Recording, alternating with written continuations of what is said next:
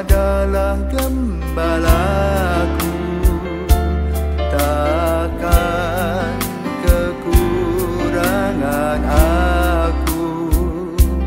Ia membaringkan aku di padang berumput hijau. Saudara-saudari yang terkasih, selamat pagi. Salam jumpa lagi dalam Sabda Siap Saji, Selasa 16 April 2024. Hari biasa, pekan ketiga masa Paskah. Marilah kita berdoa dalam nama Bapa dan Putra dan Roh Kudus. Amin. Allah Bapa Maha Kuasa, Engkau senantiasa membimbing umat-Mu dengan penyertaan Roh Kudus. Semoga hati kami Kau perkenankan mengalami karyanya yang membuka mata kami untuk mengenal kehendak-Mu.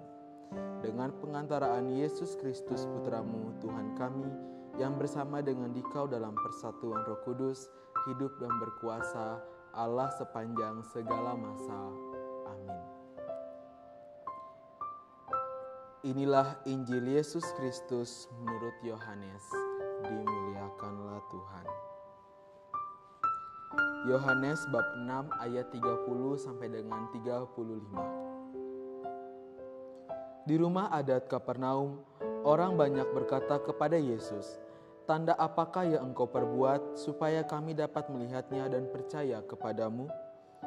Pekerjaan apakah yang Engkau lakukan? Nenek moyang kami telah makan mana di padang gurun, seperti ada tertulis, mereka diberinya makan roti dari surga." Maka kata Yesus kepada mereka, "Aku berkata kepadamu, sesungguhnya bukan Musa yang memberi kamu roti dari surga, melainkan Bapakulah yang memberi kamu roti yang benar dari surga. Karena roti yang dari Allah ialah roti yang turun dari surga dan yang memberi hidup kepada dunia." Maka kata mereka kepadanya, "Tuhan, berikanlah kami roti itu senantiasa." Kata Yesus kepada mereka, "Akulah roti hidup. Barang siapa datang kepadaku, ia tidak akan lapar lagi, dan barang siapa percaya kepadaku, ia tidak akan haus lagi." Demikianlah sabda Tuhan. Terpujilah Kristus. Baik, selamat pagi saudara-saudari. Injil pada hari ini atau penginjil Yohanes pada hari ini menceritakan bagaimana Yesus yang berada di rumah adat Kapernaum dan beradu pendapat dengan orang-orang atau orang banyak yang ada di situ.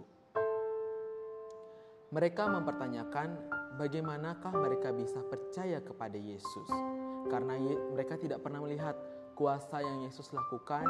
Bagi mereka itu seperti apa, mereka tidak pernah melihatnya.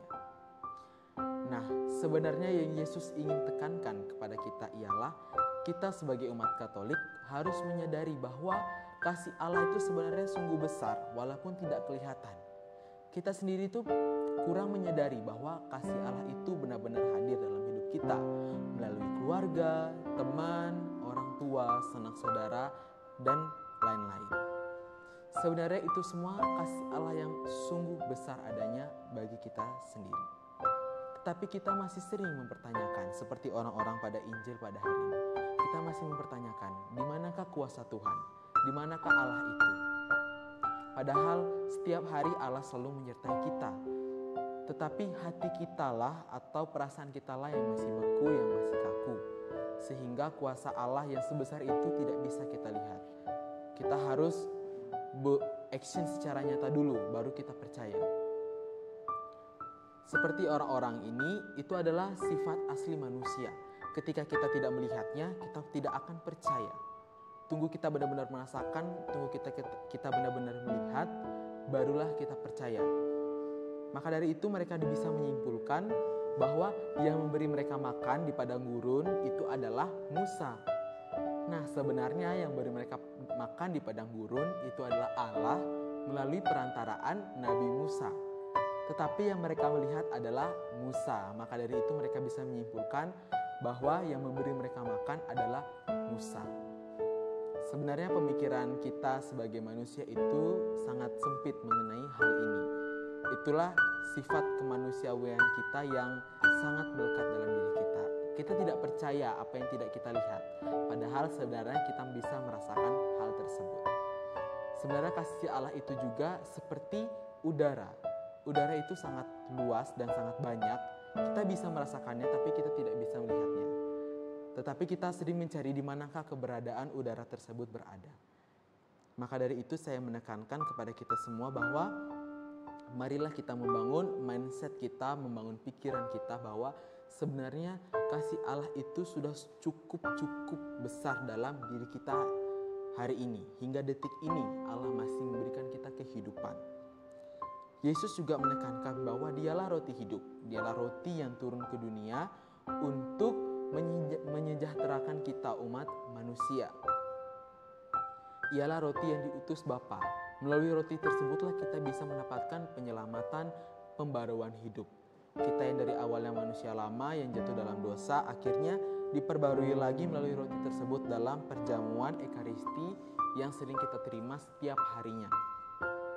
Maka dari itu Yesus juga berpesan bahwa ialah roti hidup. Barang siapa yang datang kepadanya tidak akan lapar lagi, dan barang siapa yang percaya kepadanya tidak akan haus lagi. Dari sini kita dapat mengambil kesimpulan bahwa Ekaristi yang kita setiap hari kita terima itu merupakan kekuatan hidup kita. Itu merupakan pegangan hidup kita secara rohani. Selain dari makanan jasmani yang kita terima setiap hari, kita juga harus dibentengi dengan makanan surgawi, yaitu sakramen Ekaristi dalam wujud tubuh dan darah Kristus. Maka dari itu jika kita rajin atau senantiasa menerima tubuh dan darah Kristus setiap minggunya atau setiap harinya, maka dapat dipastikan kebahagiaan hidup kekal kita di surga itu sudah ada jaminannya. Dan dengan demikian kita pun dapat berkumpul bersama Allah dalam kehidupan abadi di surga. Semoga.